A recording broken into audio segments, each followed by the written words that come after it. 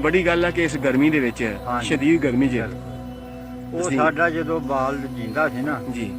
ਮੈਨੂੰ ਇਹ ਕਹਿੰਦਾ ਸੀ ਪੁੱਤ ਮੇਰੇ ਮਰੇ ਤੋਂ ਬਾਅਦ हाँ जी ਕੁਛ ਵੀ ਕਰ ਲਈ ਸ਼ਹਿਨशाह ਹੋ ਜੀ ਪਰ ਬੱਚਿਆਂ ਨੂੰ ਧੁੱਪ ਜ਼ਰੂਰ ਸਤਾਈ अच्छा ਕਹਿਣਾ ਆਪਾਂ ਕਿੱਦਾਂ ਕਹਿਣਾ ਪੁੱਤ ਦਸਾਂ ਨੂੰਹਾਂ ਦੀ ਮਿਹਨਤ ਕਰਨੀ ਆ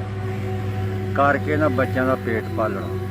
ਵੀ ਕਿਸੇ ਚੌਰੀ ਦੇ ਅੱਗੇ ਹੱਥ ਨਾ ਅੱਡਣਾ वेरी गुड ਮੈਂ ਗਾਂ ਹਜਾਮ ਤਾਂ ਕਰੋ ਜਾਂ ਨਾ ਕਰੋ ਉਹ ਤੁਹਾਡੀ ਆਪਣੀ ਮਰਜ਼ੀ ਪਰ ਆ ਨਾ 4 ਦਿਨ ਲਾ ਕੇ ਤੁਸੀਂ 10 ਮਿੰਟ ਪੱਥਰ ਨੂੰ ਮਿਹਨਤ ਕਰੋ। अच्छा केड़ी तुहानू गल याद है जे अखां च पानी आ गया सच सच दस्सिओ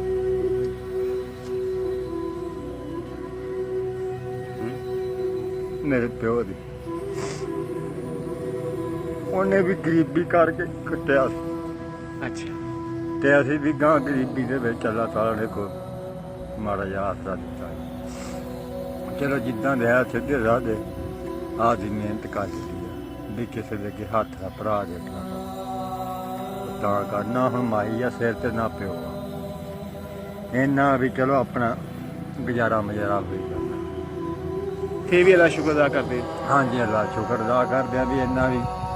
ਇੱਜ਼ਤ ਦੀ ਦੇ ਪਾਵਾਂ ਖੰਨੀ ਦੇ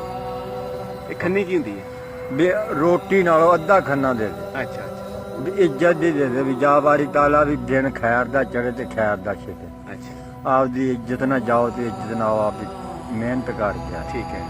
ਥੋੜੀ ਹੋਵੇ ਬਹੁਤੀ ਹੋਵੇ ਪੁੱਤ ਲੜਨਾ ਨਹੀਂ ਕਿਸੇ हाँ जी ਕੋ ਗਾਲ ਕੱਢ ਜਵੇ ਤੈਨੂੰ ਕਿਆ ਸ਼ਾਬਾਸ਼ ਭਲਾ ਹੋਵੇ ਚਾਚਾ ਸਾਡੇ ਕਨਾ ਚੜ ठीक है अच्छा तेरा की नाम है नवीद